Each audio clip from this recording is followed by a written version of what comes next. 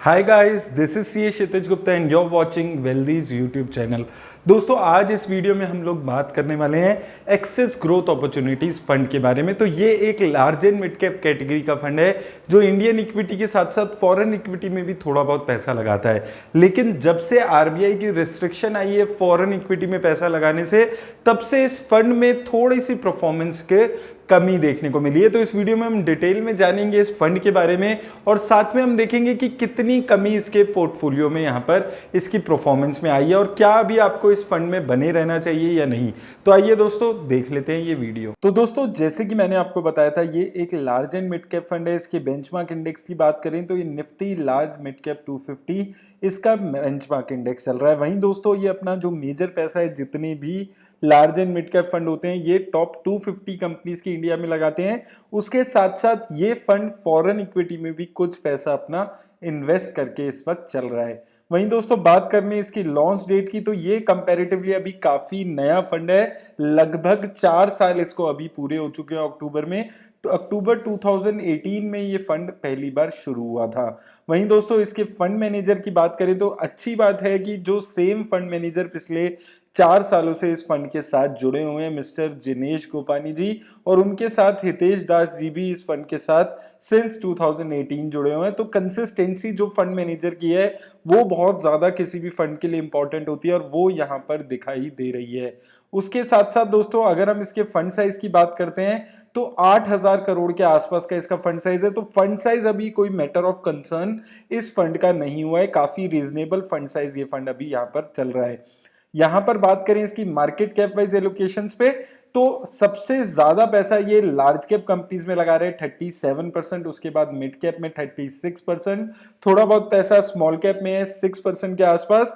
और जैसे कि मैंने अभी शुरू में आपको बताया था, फॉरेन इक्विटी में भी ये पैसा लगाता है। तो 16% के आसपास पैसा ये फॉरेन इक्विटी में यहां पर लगाकर चल रहा है। उसी तरह दोस्तों, एग्जिट लोड पे बात कर लें तो अगर आपने अपना डाला हुआ पैसा 1 साल के अंदर निकाला तो आपको 10% तक की यूनिट पे कोई एग्जिट लोड नहीं देना होगा।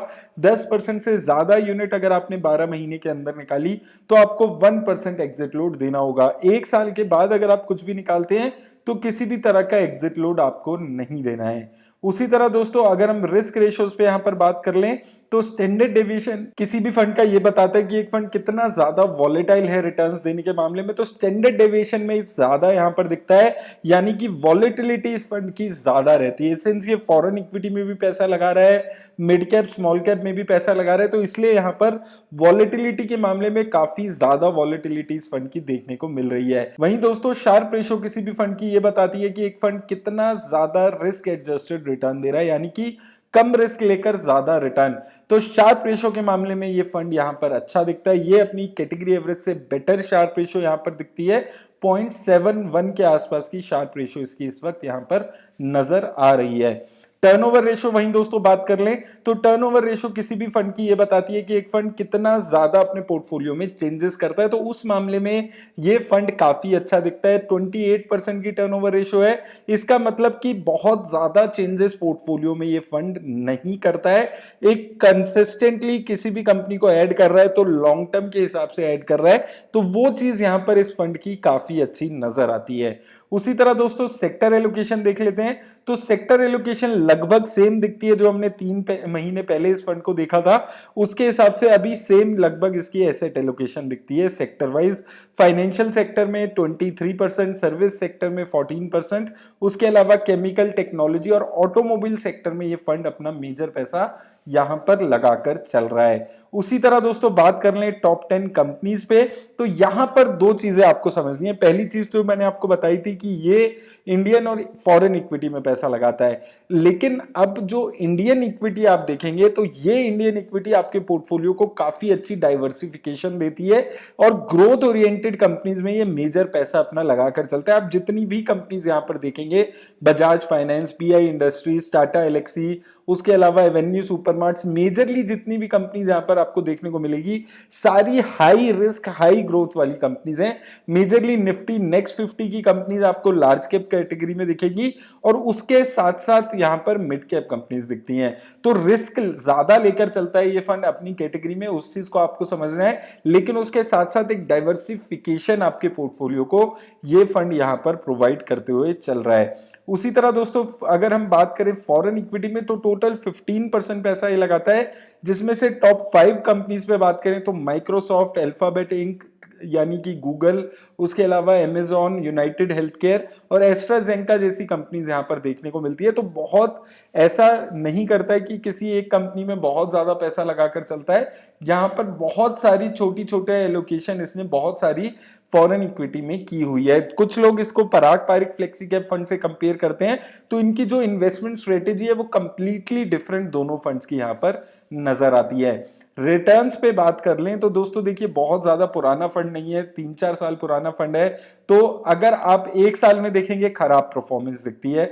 10,000 की वन टाइम इन्वेस्टमेंट आपकी नेगेटिव हो गई है 9800 की। 2 साल 3 साल में अच्छी रिटर्न्स दिखती है अभी भी, 3 साल में 23% की, 2 साल में 29% की और सिंस इंसेप्शन 21% के आसपास की रिटर्न है। 10,000 रुपए आपके लगाए हुए इस फंड ने 21,000 के आसपास यहां पर बना दिए। तो सिंस इंसेप्शन एक अच्छी रिटर्न्स ये फंड यहां पर देते हुए नजर आ रहा है। तो एक अच्छा यहां पर फंड है ये, अगर आप लॉन्ग टर्म के हिसाब से सोच रहे हैं, लेकिन शॉर्ट टर्म में अभी भी खराब रिटर्न्स यहां पर देखने को मिल रही है। एसआईपी इन्वेस्टमेंट पे बात कर लें उसी तरह, तो यहां पर भी आपको यही चीज देखने को मिलेगी। 3 साल में आपकी अगर 1000 पर मंथ की एसआईपी होती तो 36,000 की लागत इस फंड ने 50,000 के आसपास बना दी है। तो अच्छी रिटर्न्स है 3 सालों में, 2 साल में भी ठीक रिटर्न दिखती है, लेकिन एक साल में नेगेटिव रिटर्न है, -1% की रिटर्न एक साल में इस फंड ने यहां पर जनरेट की है। तो यहां पर रिटर्न्स अच्छी नजर नहीं आती है। अगर आप एक साल के पीरियड को लेकर चलते हैं, 3 साल में अच्छी रिटर्न्स यहां पर ये फंड देता हुआ नजर आ रहा है। तो वही चीज यहां पर दिख रही है। लेकिन दोस्तों आपको एक चीज समझनी है, एक साल में बहुत सारे फंड्स हैं जो अच्छी रिटर्न्स नहीं दे रहे हैं, ओवरऑल मार्केट में ही रिटर्न्स नहीं आ रही है। तो आपको ये चीज देखनी जरूरी है कि क्या ये फंड अपने बेंचमार्क इंडेक्स को बीट कर पा रहे हैं या नहीं कर पा रहे हैं, और अगर अपने बेंचमार्क इंडेक्स को बीट नहीं भी कर पा रहा है तो किस मार्जिन से ये अपने बेंचमार्क इंडेक्स को बीट नहीं कर पा रहा है। तो अगर यहां पर हम इसके बेंचमार्क का कंपैरिजन से इसको देखते हैं, तो आपको यहां पर देखने को मिलेगा कि देखिए 3 साल में ये फंड अभी भी अपने बेंचमार्क इंडेक्स को बीट कर पा रहा है, लेकिन 2 साल, 1 साल और 6 महीने में ये फंड अपने बेंचमार्क इंडेक्स से खराब रिटर्न्स दे रहा है। एक साल में इसके बेंचमार्क इंडेक्स ने लगभग नील रिटर्न दिया और इस फंड ने -3% की। 6 महीने में इस फंड ने -3% की रिटर्न दी है, इसके बेंचमार्क इंडेक्स ने 2% के आसपास की। वहीं 3 साल में लगभग इसने अपने बेंचमार्क इंडेक्स के आसपास की ही रिटर्न दी है। तो यहां पर दोस्तों आपको ये एक चीज समझनी है कि ये fund with in large and mid cap category थोड़ा सा ज्यादा रिस्क लेकर चलने वाला फंड है।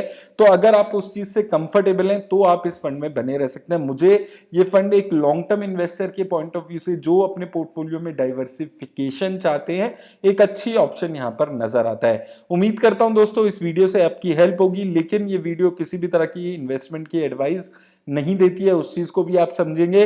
और वीडियो अच्छी लगी हो तो उसको लाइक और शेयर कर दें। चैनल पे पहली बार आए हैं तो चैनल को भी सब्सक्राइब करना ना भूलें। धन्यवाद दोस्तों। मार्केट में उठना और गिरना तो चलता ही रहता है, लेकिन अगर लाइफ में ऐसा हो तो नहीं चलता। हम सबको पता है कि कल किसी ने नहीं देखा और ना ही हम लोग देख सकते हैं, लेकिन हम लोग अपना फ्यूचर तो सिक्योर कर ही सकते हैं। So I am going to tell you about 3 reason why you should consider getting term insurance plan today. सबसे पहला रीजन अपने पेरेंट्स और अपनी फैमिली के लिए। जब भी हम टर्म इंश्योरेंस प्लान लेने के बारे में सोचते हैं तो हम अपने वाइफ, अपने बच्चों के नजरिए से सोचकर टर्म इंश्योरेंस प्लान लेते हैं, लेकिन आपके पेरेंट्स का क्या? अगर भगवान ना करे ऐसा कुछ हो, लेकिन कल को अगर आपको कुछ हो जाता है तब उनका क्या होगा? तो ऐसे में काम आता है टर्म इंश्योरेंस प्लान, जो आपके जाने के बाद भी आपकी फाइनेंशियल वेलबींग का ख्याल रखती है, आपकी फैमिली की, और आपकी फैमिली को सिक्योर रखती है। दूसरा रीजन अपने डेट पे ऑफ करने के लिए। अक्सर हम लोग अपनी पहली या दूसरी जॉब लगते ही अपनी ड्रीम कार, अपने ड्रीम हाउस के लिए लोन ले लेते हैं, बट अगर कल को आपको कुछ हो जाता है तो वो जो आपकी ईएमआई बच जाएगी लोन पे, उसका क्या होगा?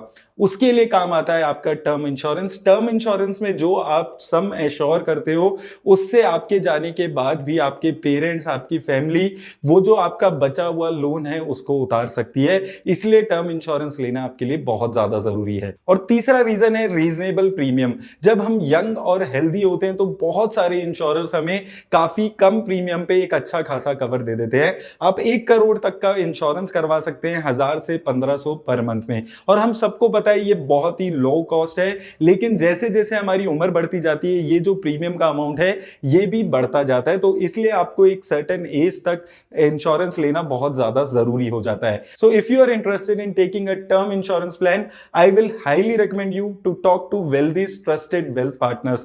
They provide free consultation and spam free advice. तो Wealthy के wealth partner से कंसल्टेशन बुक करने के लिए मैंने लिंक डिस्क्रिप्शन में आपको दे दिया है। आप जाकर अपने टाइम के हिसाब से उनसे मीटिंग फिक्स कर सकते हैं, अपने सारे डाउट्स उनसे क्लियर कर सकते हैं। और एक चीज मैं आपको बार बार बता रहा हूं कि ये जो कंसल्टेशन है ये बिल्कुल फ्री है, एकदम फ्री ऑफ कॉस्ट है, आपको कोई भी पैसा नहीं देना होगा। तो आप अपने सारे डाउट्स यहां पर जाकर क्लियर कर सकते हैं। तो आज ही अपनी कंसल्टेशन वेल्दी के वेल्थ पार्टनर्स के साथ आप फ्री ऑफ कॉस्ट बुक करें। Think wealth, get wealthy.